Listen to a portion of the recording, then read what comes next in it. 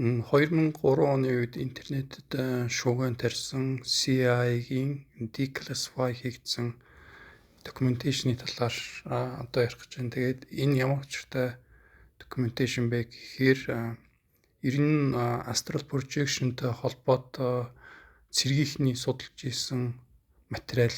Тэгээд 20 гаруй жил нууц хэлбэртэй байж агаад declassify болоод яг нийтдээ ил болгоод интернетэд тавьсан. Нэг нь тавьсан ерөөсөө сенсац дэгдээсэн тийм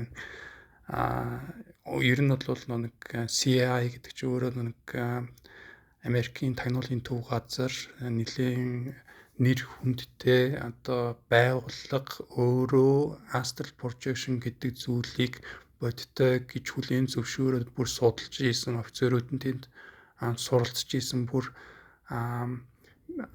astral projection ашиглаад мэдээлэл яаж цуглуулах вэ гэдгийг хүртэл авчиад судалж ийсэн тэрүүгээр практис хийж ийсэн болж таарч байгаа. Тэгээд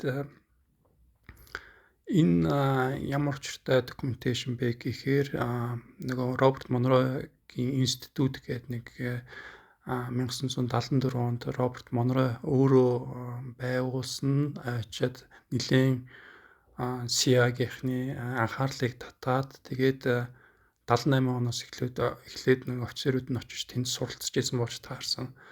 Тэгээд нөгөө нэг 83 онд энэ докюменташн бичигдсэн авчиад нөгөө нэг яагаад ийм astral projection хийх боломжтой вэ гэдэг талаас нь авчиад тайлбарлаж байгаа докюменташн. Тэгээд би яг энэ докюменташныг нь болохоор бүр ихээр нь бичлэгийн доотлолт бас тавьчих. Тэгээд сонирхоод үзээрэй. Тэгээд энэ докюменташн докюменташн дээр юу гардаг вэ гэхээр ер нь reality буюу бодит байдал гэж юу вэ? Ухамсар гэж юу вэ? Ер нь тархинд яг ухамсар байна уу? Эсвэл тархинаас гадна ухамсар бас байж болох уу гэдэг тийм question зүйлийг бас судалсан байлаа.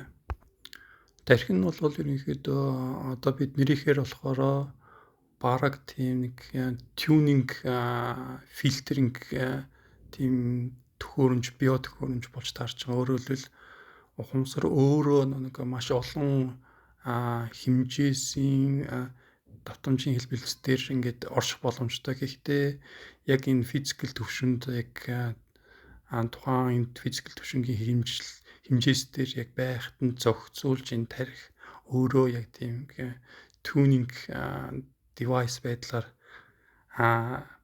ажилдаг гэдгийг яг тайлбарлаж илээ. Одоо бидний хэрэг орчин үеийн юугаар аналог байдлаар харах юм бол нэг төсөөлтөө зүйл гэвэл ер нь VR set гэж ярьдаг нэг virtual reality руу ингэж нэвтэж орохын тулд зүүдэг одоо нүдний шил энэ төр нэлээд төстэй өгсөг. Өөрөөр хэлбэл тархин яг тийм зарчмаар ажилладаг. Нэг virtual reality нэг жишээ зүүнгүүд ерөөсөө нөгөө нэг бодиттой юм шиг уртаа харж байгаа виртуал зүйлийг хүлээж авах боломжтой болгодог зүйл нь ерөөдөө тарих гэдэг утгаар.